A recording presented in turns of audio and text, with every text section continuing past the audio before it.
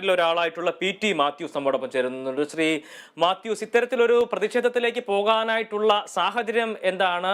വലിയ പ്രതീക്ഷയോടും അഭിമാനത്തോടും കൂടി തന്നെയായിരുന്നല്ലോ ജഡായുപ്പാറ എന്ന് പറയുന്ന ഒരു പദ്ധതി ആവിഷ്കരിക്കുകയും അത് നടപ്പിലാക്കുകയും ചെയ്തിട്ടുണ്ടായിരുന്നത്.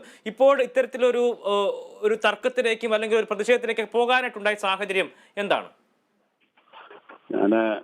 ഞാൻ അതിനകത്ത് 6 വർഷം മുമ്പാണ് പൈസ മുടക്കി അതിന്റെ വിവിധ ഭാഗങ്ങൾ ചെയ്തു തീർത്ത് എൻ്റെ കയ്യിലെ പൈസ മുടക്കിയിട്ടാണ്. 1 രൂപ പോലും ഞാൻ വാങ്ങിയിട്ടില്ല. കംപ്ലീറ്റ് സാധനങ്ങൾ എൻ്റെ കയ്യിൽ നിന്ന് ഞാൻ പൈസ ചെലവാക്കി മുടക്കി നടത്തി എടുത്തത് കൊണ്ടാണ് ഇതിന്റെ ഉദ്ഘാടനം പോലും നടന്നത്. അല്ലെന്നുണ്ടെങ്കിൽ ഇന്നത് റൺ ചെയ്യാൻ കഴിയില്ലായിരുന്നു. അപ്പോൾ അതെല്ലാം ചെയ്തിട്ട് 6 വർഷമായിട്ട് ഞാൻ പല പ്രാവശ്യമായിട്ട് ഇവരെ ബന്ധപ്പെട്ടിട്ട് 1 രൂപ പോലും എനിക്ക് ലഭിച്ചിട്ടില്ല. എൻ്റെ അമ്മ സീരിയസ് ആയി കിടന്നിട്ട് തന്നില്ല, അമ്മ മരിച്ചു. എൻ്റെ ഭാര്യ സീരിയസ് ആയി കിടന്നിട്ട് എനിക്ക് 1 രൂപ തന്നില്ല, ഭാര്യ മരിച്ചു. മെനഞ്ഞാന്നായിരുന്നു ഭാര്യയുടെ അടക്കം. അപ്പൊ ഇതിൽ കൂടുതൽ എനിക്ക് അവരോട് ചോദിക്കാനോ മറ്റൊന്നിനും പറ്റാത്തത് കൊണ്ടാണ് സത്യത്തിൽ ഇതിന് ഇറങ്ങിയത്. ഇന്നലെ തന്നെ രാജീവ് അഞ്ചലിന്റെ മരുമകൻ രാത്രിയിൽ എന്നെ വന്ന് കണ്ടു, തൽക്കാലം മാറ്റി. ഞാൻ പറഞ്ഞു എനിക്ക് 1 ദിവസം പോലും മാറ്റാൻ കഴിയില്ല. അത്രത്തോളം ബുദ്ധിമുട്ടിലായി പോയതുകൊണ്ടാണ് ബാങ്കുകൾ എന്നെ ചുറ്റി വളയുന്നു, എൻ്റെ വസ്തുക്കൾ എടുത്തുകൊണ്ട് പോകാനായിട്ട് തീരുമാനിച്ചിരിക്കുന്നു.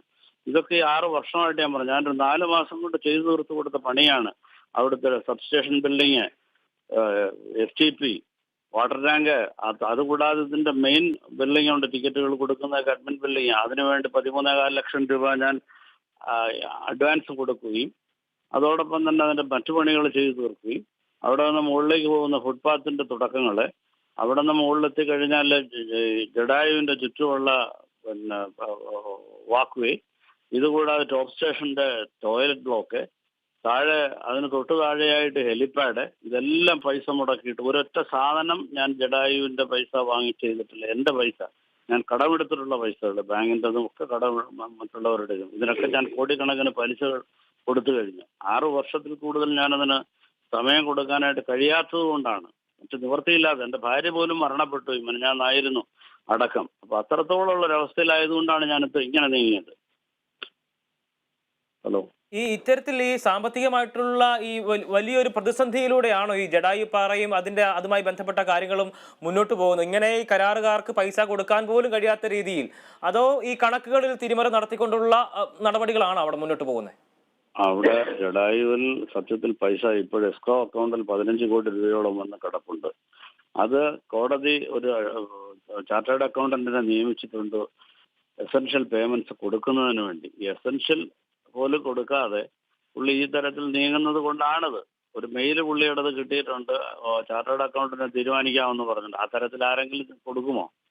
JTPL എന്ന് പറയുന്ന കമ്പനി മെയിൽ അയച്ചു കൊടുത്തിട്ടുണ്ട് എൻ്റെ പൈസ കൊടുക്കാനായിട്ട്. പുള്ളി രാജീവ് അഞ്ചൽ ഒന്ന് മനസ്സ് വെച്ചാൽ അത് കിട്ടാവുന്നതേ ഉള്ളൂ. ഞാൻ ഇത്രയും ചെയ്തിട്ട് എനിക്കത് കിട്ടാതെ വരുമ്പോൾ എൻ്റെ മാനസികാവസ്ഥകൾ കൂടെ ഒന്ന് ചിന്തിക്കണം, ഒന്ന് മനസ്സിലാക്കണം. ഇതേ രീതിയിലാണ് അവിടെയുള്ള മറ്റുള്ളവരുടെയൊക്കെ പ്രശ്നങ്ങൾ. പൈസ ഇൻവെസ്റ്റ് ചെയ്തവർ കിടക്കുന്നു 160ഓളം വിദേശ മലയാളികൾ. ഏകദേശം ഇതെല്ലാം കൂടെ 40 കോടി രൂപയോളം തരാനായിട്ടുണ്ട്, പുറത്ത് കൊടുക്കാനുണ്ട്. 15 കോടി രൂപ അക്കൗണ്ടിൽ കിടപ്പുമുണ്ട്. ഇത് ചെയ്യണ്ടേ? അതിനുള്ള മനസ്സ് വരണ്ടേ?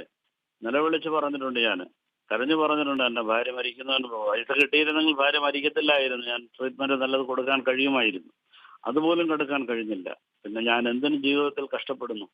ഇത്രത്തോളം കഷ്ടപ്പെട്ടിട്ടും എൻ്റെ ഭാര്യയെ ശുശ്രൂഷിക്കാനൊത്തില്ല എന്ന് പറഞ്ഞു കഴിഞ്ഞാൽ അതിന്റെ വളരെ വേദനാജനകമായിട്ടുള്ള ഒരു സാഹചര്യം തന്നെയാണ്. ഇത്തരത്തിലുള്ള പ്രതിഷേധങ്ങളിലേക്ക് പോകുമ്പോൾ ഇത്തരത്തിലുള്ള സാഹചര്യങ്ങൾ തന്നെയാണ് ഇങ്ങനെ പ്രതിഷേധത്തിലേക്ക് പോകാൻ നിർബന്ധിതമാക്കുന്നത്. ഇപ്പോൾ ഈ പ്രതിഷേധം ഇന്നലെ ഇപ്പോൾ അവരുടെ ഭാഗത്തു നിന്ന് ഒരു അപ്രോച്ച് ഉണ്ടായി എന്ന് പറയുന്നു. അതിനുശേഷം ഇപ്പോൾ ഈ പ്രതിഷേധം രാവിലെ നടത്തി, അതിനുശേഷം എന്തെങ്കിലും തരത്തിലുള്ള വിളികളോ സംസാരങ്ങളോ എന്തെങ്കിലും തന്നെ ഒരു അനുകൂലമായിട്ടുള്ളൊരു സംഭവങ്ങൾ എന്തെങ്കിലും തന്നെ ഉണ്ടായിട്ടുണ്ടോ?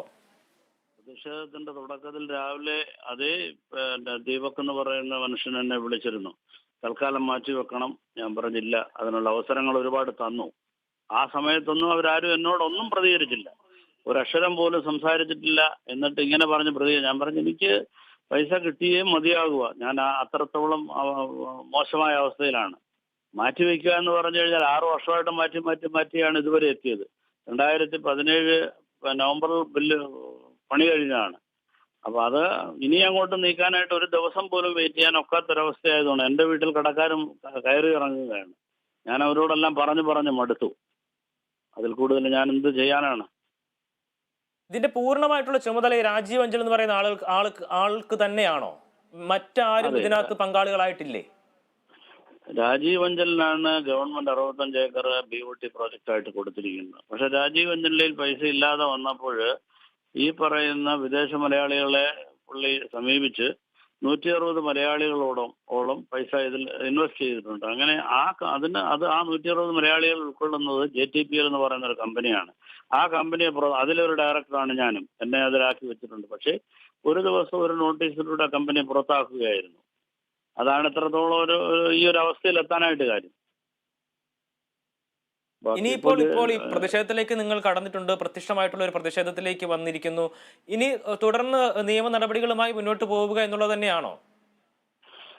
ഇന്ന് അവിടുത്തെ SHO സ്ഥലത്തെത്തിയിരുന്നു, സമീപിച്ചു. പുള്ളി പറഞ്ഞു ഇന്നത്തേക്ക് ഇതൊന്ന് മാറ്റി വെക്കുക. 4 മണിക്ക് ചർച്ചയ്ക്ക് ഈ പറയുന്ന ദീപകിനെ വിളിച്ചിട്ടുണ്ട്, എന്നെ വിളിച്ചിട്ടുണ്ട്, അവിടുത്തെ രാഷ്ട്രീയക്കാരെല്ലാം അതിൽ ഇടപെട്ടിട്ടുണ്ട്.